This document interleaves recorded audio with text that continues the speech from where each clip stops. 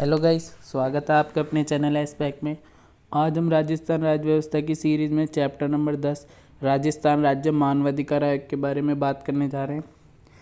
ये सबसे पहला प्रश्न यहाँ से यही बनता है कि किस तरीके का निकाय है, ये संवैधानिक है, असंवैधानिक, वैधानिक, किस तरीके। तो ये न्यायिक एवं परामर्शदात्री निकाय है, ठीक है ना, न्यायिक एवं परामर्शदात्री निकाय। ठीक है, अब आओ इसके परिचय के बारे में जान लेते हैं। प्रदेश में मानव अधिकारों के प्रभावी संरक्षण हेतु राजस्थान राज्य मानवाधिकार आयोग का गठन किस आर्टिकल के तहत हुआ? तो वो था मानवाधिकार संरक्षण अधिनियम 1993 की धारा 21(1। ठीक है ना, मानवाधिकार संरक्षण अधिनियम बना था 1993 में, उसकी धारा 21(1 के तहत हर राज्य का अपना अपना मानवाधिकार आयोग का गठन करना था। उसी के तहत राजस्थान राज्य मानवाधिकार आयोग का गठन 18 जनवरी 1999 को। हमेशा ये प्रश्न बनता है कि मानवाधिकार राजस्थान राज्य मानवाधिकार आयोग का गठन किस तिथि को हुआ? तो 18 जनवरी 1999 को। जबकि आयोग ने कार्य प्रारंभ कब से किया था? मार्च 2000 से। ठीक है, मुख्यालय कहाँ पर है इसका? तो मुख्यालय जयपुर में है। संरचना क्या है? एक अध्यक्ष और 4 सदस्य। ठीक है ना, एक अध्यक्ष और 4 सदस्य। ये पहले की थी, ये संरचना अब चेंज हो चुकी है वर्तमान में। जैसे कि आप देखोगे, राजस्थान मानवाधिकार संरक्षण अधिनियम 2006 के तहत ये संशोधित हुआ था। मतलब 2006 में एक संशोधन आया था मानवाधिकार संरक्षण एक्ट में, उसमें एक अध्यक्ष व 2 सदस्य का प्रावधान है। तो वर्तमान में जो है संरचना वो एक अध्यक्ष और 2 सदस्य है। ठीक है, एक अध्यक्ष और 2 सदस्य है राजस्थान राज्य मानवाधिकार आयोग के। ठीक है, अब आओ बात को, ठीक है ना, तो ये जो अध्यक्ष होता है वो कैसा होना चाहिए भाई? उच्च न्यायालय का मुख्य न्यायाधीश रहा हो, या न्यायाधीश हो, या पूर्व में रहा हो। ठीक है ना, ये चीज़। इनके अलावा 4 सदस्यों के अलावा भी जो होते हैं वो अन्य पदेन सदस्य भी आते हैं, जो कि एक तो अल्पसंख्यक आयोग का होता है, एक महिला आयोग से होता है, एक एसटी आयोग से होता है और एक एससी आयोग से होता है। ये 4 पदेन सदस्य भी शामिल होते हैं इसमें। ठीक है, अब बात करते हैं इसकी जांच का क्षेत्र। ये किस किस क्षेत्र में जांच करता है? तो संविधान की 7वीं अनुसूची की अनुसूची है ना, 7वीं अनुसूची, जिसमें है समवर्ती सूची, ये वाली संघ समवर्ती और इस तरीके से। तो जिसमें सेकंड और थर्ड जो सूची दे रखी है, यानी राज्य सूची और समवर्ती सूची, क्योंकि राज्य मानवाधिकार आयोग तो वो राज्य को कर पाएगा या समवर्ती सूची में विषय को ही कर पाएगा, संघ सूची पे वो हाथ नहीं कर सकता। ठीक है, तो वो अपने लिमिटेड एरिया में काम करते हैं। और भारत में जबकि राष्ट्रीय मानवाधिकार आयोग का गठन न्यायमूर्ति रंगनाथ मिश्र की अध्यक्षता में 10 अक्टूबर 1993 को किया गया था। अगर भारत का पूछ ले तो कब हुआ? 10 अक्टूबर 1993 को। कौन थे जस्टिस? रंगनाथ मिश्र। जबकि राजस्थान का 18 जनवरी 1999 को हुआ। ठीक है, अब आगे बात करते हैं। आयोग के अध्यक्ष व सदस्यों की नियुक्ति कौन करता है? तो भाई ये राज्यपाल करता है। आयोग के अध्यक्षों या सदस्यों, उनकी नियुक्ति कौन करता है? राज्यपाल। ये किसके तहत करता है? धारा 22 के तहत। 21(1 के तहत मानवाधिकार आयोग का गठन हुआ था, धारा 22 के तहत इनकी नियुक्ति होती है। अब राज्यपाल करेगा तो एक 6 सदस्यीय कमेटी होती है, वो सब मिलकर परामर्श देते हैं राज्यपाल को, तब जाके राज्यपाल नियुक्ति करता है। तो उस कमेटी का अध्यक्ष होता है सीएम।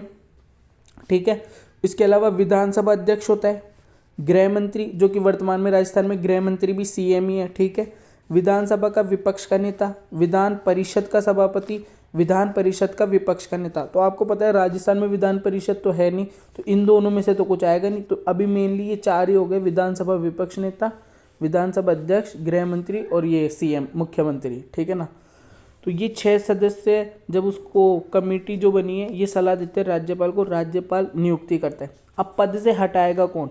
देखो भाई, नियुक्ति तो राज्यपाल कर देगा, लेकिन पद से हटाना मानवाधिकार आयोग को केवल राष्ट्रपति द्वारा ही हटाया जा सकता है, सीजेआई की सलाह व जांच पर। यानी जो मेन जज है, मुख्य जज है ना, सुप्रीम कोर्ट में देखो सीजेआई नहीं है, हाँ मतलब चीफ जस्टिस ऑफ इंडिया है, उनकी जब जांच होती है, जैसे कदाचार सिद्ध हो गया तो राष्ट्रपति जांच है तो पूरा मामला सुप्रीम कोर्ट में भेजते हैं। जांच में सुप्रीम कोर्ट इन मामलों को सही मानता है तो रिपोर्ट राष्ट्रपति के पास भेजी जाएगी और अंत में राष्ट्रपति उसे पद से हटा देते हैं। तो राष्ट्रपति द्वारा हटाया जाता है सुप्रीम कोर्ट की जाँच के बाद। ठीक है, अब आओ भाई पदावधि, 5 वर्ष या 70 वर्ष जो भी पहले हो। ठीक है ना, वो होती है पदावधि। सदस्य या अध्यक्ष पद पर बने रहने की अवधि के दौरान केंद्र अथवा राज्य सरकार के अधीन नियोजन के पात्र नहीं होंगे, क्योंकि अगर आप पहले से एक जॉब में हो तो दूसरी कोई भी नियोजन में पात्र नहीं होते। अब आ जाओ मानवाधिकार आयोग के कार्य क्या क्या हैं। भाई देखो, मानव अधिकारों की रक्षा करेगा तो क्या क्या काम करता है। मानव अधिकारों के उल्लंघन की जांच करना, यानी किसी भी ह्यूमन के राइट्स का उल्लंघन हो रहा है तो उसकी जांच करता है। किसी लोक सेवक के समक्ष प्रस्तुत मानवाधिकार उल्लंघन की प्रार्थना जिसकी वह अवहेलना करता हो की जांच न्यायालय के आदेश से स्वप्रेरणा से करना। यानी कोई भी लोक सेवक, ठीक है ना, उसके सामने ऐसी अपील आई है कि वह मानव अधिकारों के उल्लंघन की अवहेलना कर रहा है, तो उसकी जांच वो या तो कोर्ट के आदेश से या खुद की इच्छा से कर सकता है, ठीक है। दूसरा काम क्या है, न्यायालय में लंबित किसी मानवाधिकार से संबंधित कार्यवाही में हस्तक्षेप करना, यानी कोर्ट में ऐसा कोई मामला फंसा हुआ है जो ह्यूमन राइट्स का है तो उसके बीच में वो अपना हस्तक्षेप कर सकता है। आगे चलो, जेल व बंदी गृह में जाकर वहाँ की स्थिति का वर्णन करना, यानी जेलों में जाकर वो देख सकता है कि कैसी स्थिति है, कहीं ह्यूमन राइट्स के विरुद्ध कुछ काम तो नहीं हो रहा ना, मतलब यातनाएं या प्रताड़नाएं इस तरीके का कोई काम तो नहीं किया जा रहा, मतलब, ठीक है। सभी संवैधानिक एवं विधिक उपबंधों की समीक्षा करना, जो भी कॉन्ट्रैक्ट हुए हैं लीगल, ठीक है ना, और संविधान के अनुसार जो भी कॉन्ट्रैक्ट और उपबंध हो रहे हैं उनको समीक्षा करता है। आतंकवाद सहित उन सभी कारणों की जांच करना जिनसे मानवाधिकार का उल्लंघन होता है तथा इनसे बचाव के उपायों की सिफारिश करना, ठीक है ना। कोई भी मतलब आतंकवादी से रिलेटेड काम होते हैं तो उनको भी ये देखता है।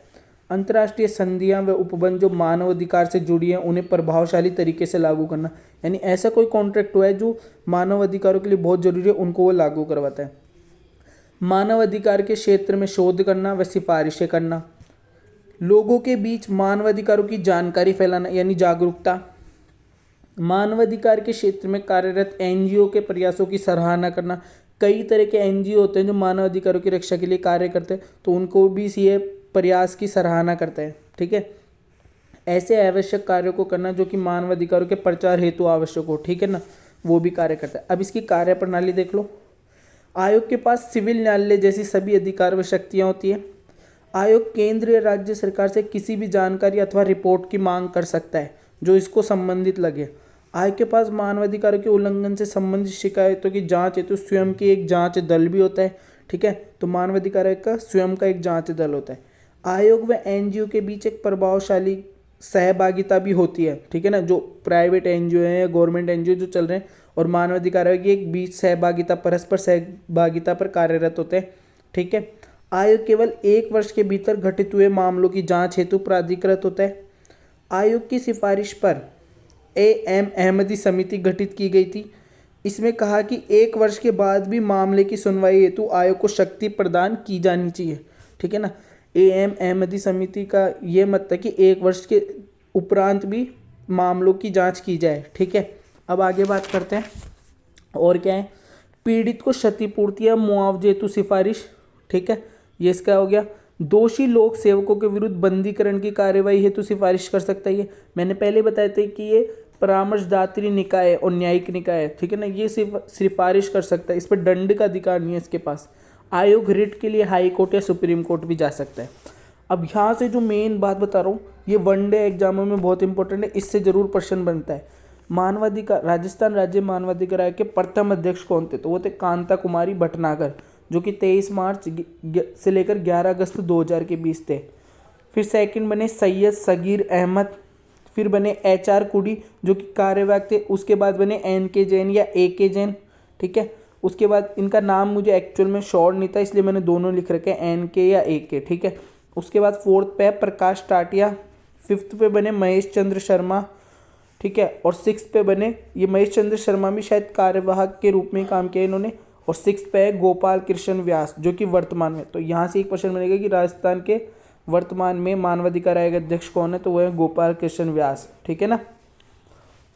अब आ जाओ भाई, मानवाधिकार आयोग सिर्फ जांच कर सकता है, अपील कर सकता है, परंतु सजा या निर्णय नहीं सुना सकता। मैंने ये पहले भी बताया कि ये न्यायिक और परामर्शदात्री निकाय है, तो ये सजा व निर्णय नहीं सुना सकता, ठीक है। मानव अधिकार संरक्षण अधिनियम आया था 1993 में, उसके तहत कौन कौन से घटक हुए थे भाई, राष्ट्रीय मानवाधिकार आयोग, हर राज्य के लिए राज्य मानवाधिकार आयोग तथा मानवाधिकार न्यायालय यानी कोर्ट, ठीक है। अभी वर्तमान में राष्ट्रीय मानवाधिकार आयोग जो है उसके अध्यक्ष है अरुण कुमार मिश्रा, ठीक है।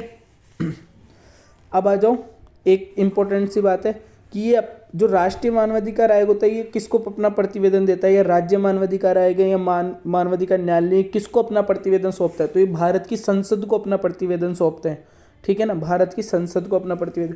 और पहले भी ये बात बताई कि ये एक सलाहकारी निकाय है, इसकी सिफारिश मानने के लिए सरकार बाध्य नहीं होती है। तो ये पूरी मानवाधिकार आयोग की मैंने सारी बात बता दी। वीडियो में दी गई जानकारी अगर आपको बिल्कुल सटीक लगी हो तो लाइक कर देना और चैनल को सब्सक्राइब कर देना। धन्यवाद।